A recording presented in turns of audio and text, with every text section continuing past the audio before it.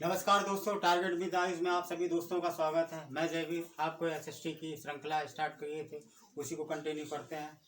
10th class के board exam के कुछ चुनिंदा ऑब्जेक्टिव क्वेश्चन जो ओएमआर शीट पर 20 नंबर के आते हैं, उन पर डिस्कशन चल रहा था और उसी श्रृंखला को आगे जारी रखते हुए अगला क्वेश्चन है और चैप्टर जो अपना है वो तीसरा है, भूमंडलीकृत विश्व का बनना। इसमें हमने 10 क्वेश्चन करा दिए थे। उसके आगे 11वां क्वेश्चन आप देखते हैं कि विश्व आर्थिक महामंदी का प्रारंभ कब से हुआ। यानी कि वो कह रहा है कि विश्व आर्थिक महामंदी का प्रारंभ जो होता है वो कब से प्रारंभ माना गया है। तो ये माना गया है सन 1929 से, और अपने चरम पर कब था? 1930 पर। यानी कि 1929 से लेकर के 1930 तक ये वैश्विक आर्थिक मंदी महामंदी हुई थी।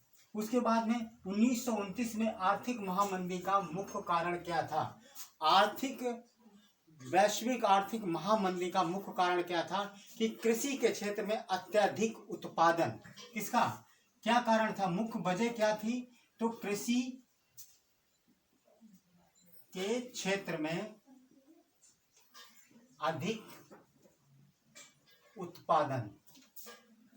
और जब अधिक उत्पादन यानी मंदी कब आती है? जब उत्पादन बहुत ज्यादा होता है और उसे खरीदने वाला कई मार्केट उसे नहीं मिलता, तो क्या हो जाता है? मंदी छा जाती है। तो आर्थिक वैश्विक मंदी कब हुई थी? 1929 से लेकर 1930 के बीच में। और उसका मुख्य वजह क्या थी कि कृषि के क्षेत्र में अत्यधिक उत्पादन बढ़ गया था। इसी के कारण वैश्विक क्या हुई थी? आर्थिक मंदी छा गई थी। उसके बाद अगला है अंतरराष्ट्रीय मुद्रा कोष IMF की स्थापना कहाँ होती है? तो IMF की स्थापना कहाँ होती है? आपको हमने बताया था कि ब्रेटन वुड्स सम्मेलन 1944 में किया गया था और उसी में IMF की स्थापना भी की गई थी। और ये सम्मेलन कहाँ किया गया था? अमेरिका में 1944 में किया गया था। तो ये इसकी स्थापना कहाँ होती है? तो ये अमेरिका में इसकी स्थापना होती। कब होती है? तो 1945 को IMF अंतरराष्ट्रीय मुद्रा कोष की स्थापना की जाती है।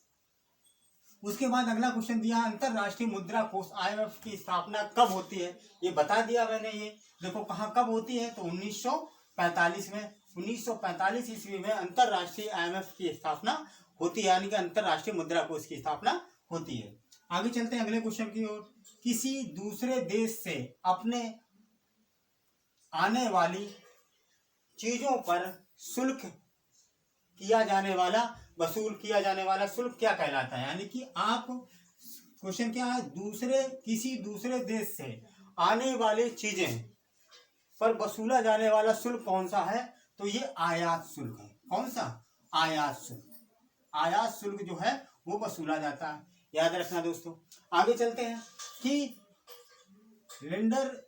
रिंडरपेस्ट का संबंध किससे है? रिंडरपेस्ट का संबंध किससे? ये एक बीमारी थी। ये मवेशियों की या जानवरों की बहुत भयंकर बीमारी थी। बहुत सारे जानवर इसमें मारे गए थे। तो ये मवेशियों की क्या है? मवेशी की एक बीमारी है, महामारी है एक तरीके से। और यह बीमारी जो है मवेशियों की और जानवरों की बीमारी कहाँ हुई थी? अफ्रीका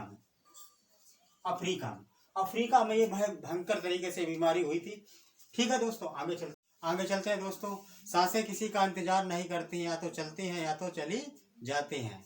आइए दोस्तों, कॉर्न लॉ यानी कि मक्का से संबंधित है। कॉर्न लॉ के आयात पर प्रतिबंध लगाने वाला देश कौन सा था?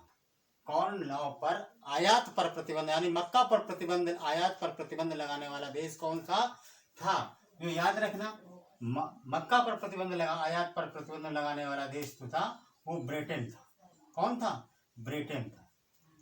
उसके बाद अगला क्वेश्चन चलते हैं कि महामंदी का सबसे बुरा असर वो किस क्षेत्र की बात कर रहा है, कि किस क्षेत्र में सबसे ज्यादा महामंदी का असर आपको देखने को मिला है?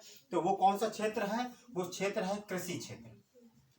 क्योंकि कृषि के उत्पादन में अधिक वृद्धि होने के कारण ही महामंदी प्रारंभ हुई थी। 1929 से लेकर के 1930 तक से महामंदी रही थी। तो ये कृषि के क्षेत्र में ही इसका बहुत बुरा असर पड़ा। कृषि के क्षेत्र में इसका बहुत बुरा असर पड़ता है महामंदी का। उसके बाद है अंतरराष्ट्रीय पुनर्निर्माण एवं विकास बैंक को किस अन्य नाम से जाना जाता है? यानी कि कह रहा है कि अंतरराष्ट्रीय पुनर्निर्माण एवं विकास बैंक को किस अन्य नाम से जाना जाता है? तो किस अन्य नाम से जाना जाता है? तो याद रखना, विश्व बैंक के नाम से, विश्व बैंक के नाम से ये जाना जाता है। और इसकी स्थापना कब होती है विश्व बैंक की? 1945 में।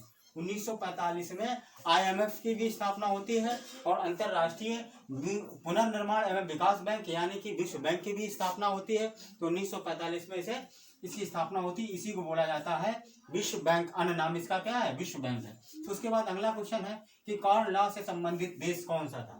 कॉर्न लॉ से संबंधित यानी मक्का से संबंधित कौन सा देश था जिसने कॉर्न लॉ यानी कि मक्का से आयात पर प्रतिबंध या आयात के संबंधित यानी मक्का से संबंधित कोई भी कानून पास किया?